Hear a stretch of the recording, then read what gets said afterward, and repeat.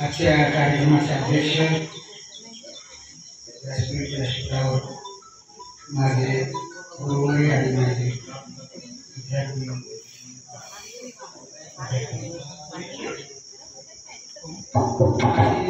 प्रथम नियुक्ती आणि पहिली बॅच पहिली नियुक्ती सरांनी सांगितलं सगळं पहिलं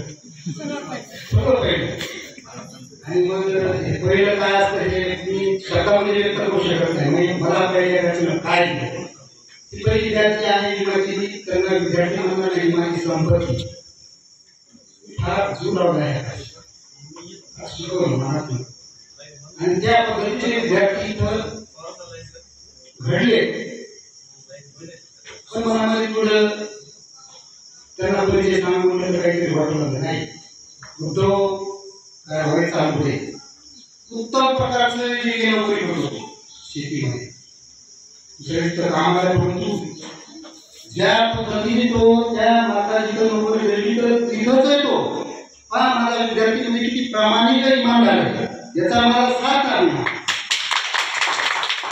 त्या काळामध्ये ती प्रामाणिकता आणि ती इमानदारी शिकवली त्या पद्धतीने त्याच माताची तो तिथंच काय कोणत्याही प्रकारची तक्रार नाही तो यशस्वी आहे. त्याला काय लागायचं की त्याच्या क्षेत्रामध्ये तो यशस्वी आपल्या आपापल्या क्षेत्रामध्ये आपण यशस्वी असतो. रमेश भोसले वैजनाथ माणिकराव कातळे नंबर 1 ची उत्कृष्ट शेती करतो. सचिन कागळे त्याच्या व्यवसायामध्ये तो इथं बसलेले सगळे विद्यार्थी यशस्वी ही पहिली बॅच इतकी यशस्वी बॅच मी याच्यानंतर पाहिलीच नाही माझ्या विश्वासाच्या कामाला इतकी यशस्वी बॅच म्हणून काय बोलावं काय बोलू नये मला बोलायचंच नव्हतं. विद्यार्थ्यांनी आग्रह केला सगळे विद्यार्थी यशस्वी पाहून मला खूप आनंद झाला की मी भाग्यशाली की ज्या शाळेत पहिली आपण पहिले विद्यार्थ्यांनी गेट टुगेदर केलं आणि या गेट टुगेदरमध्ये त्या शाळेमध्ये मी उपस्थित आहे आणि 4 गुरु मला भेटणारे उपस्थित आहे. गाडे सर बी टी कुलकर्णी सर कौल सर जाधव सर या सर्वांच्या पुढे जो माझा सन्मान केला मला जो मान दिला त्याबद्दल मी तुमचे कौतुक करतो आणि अशा पद्धतीने तुम्हाला शुभेच्छा देतो की तुम्ही तुमच्या जीवनामध्ये यशस्वी व्हावं.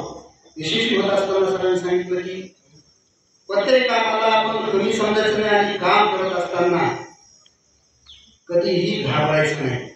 तुमच्या समोर इथं तर 2-3 वर्ष काम केल्यानंतर माझ्यावर या गावाचे उपकार आहे की ज्या गावातल्या काही लोकांनी सगळ्या लोकांनी मला स्टँडवर गाड्या थांबवल्या की सरांना कुंभार जायला गेलो होते त्यांना कशाला जागा दिली घोरडोर लावायला बसवलं मला तिथपर्यंत नेलं. तिकडून येताना माझा टायमिंग त्यांना माहीत होता त्या टाईमपर्यंत त्यांना थांबणं माझी वाट पाहणं मला एक होतं किती उपकार आहे. मी यशस्वी झालो नाही मला माझ्या गावातल्या लोकांनी माझ्या विद्यार्थ्यांनी माझी भाकरी तुमच्या पक्की झाली किती मी यशस्वी नाही झालो. माझ्यावर अनंत समाजाचे उपकार आहे आणि म्हणून त्या उपकाराला त्या उपकाराची जाणीव ठेवून मी वागलं पाहिजे त्या पद्धतीने मी काम केलं पाहिजे. म्हणजे खऱ्या अर्थाने यशस्वी झालो सेटल झालो नोकरी करतो मोठ्या हुद्द्यावर आहे आणि मला याची जाणीव नाही यशस्वी नाही तो यशस्वी नाही. आणि म्हणून मला इथं घडवणारे लोक आहे मी त्यांच्यासमोर काय म्हणून फार छोटा आहे हा इतका लहान तर कोणी नाही. तुम्ही ज्ञानाने मोठे तुम्ही वयाने तुमच्यापेक्षा मोठा तुम्ही माझ्यापेक्षा ज्ञानाने मोठे आहात आणि म्हणून तुम्ही तुमच्या ज्ञानाचा उपयोग करून तुम्ही तुमच्या जीवनामध्ये त्याचा अजून उपयोग करा. मला विद्यार्थी म्हणणार नाही तुम्ही हिरे मानका लाल आहात तुम्ही इतके यशस्वी विद्यार्थी आहात. मी माझ्या भावना सांगितल्या तुम्हाला त्या स्टेजवर आल्यावर आम्हाला काही भावनिक आहे मला माहिती आहे आणि म्हणून अशा पद्धतीने तुम्ही जसे आजपर्यंत वागला ज्या पद्धतीने तुम्ही काम केलं त्याच पद्धतीने तुम्ही काम करावं अशा तुम्हाला मी हार्दिक शुभेच्छा देतो. ठीक आहे. सर्वांचेच आभार. या शाळेचे मुख्याध्यापक त्यांनी माझ्या शब्दाला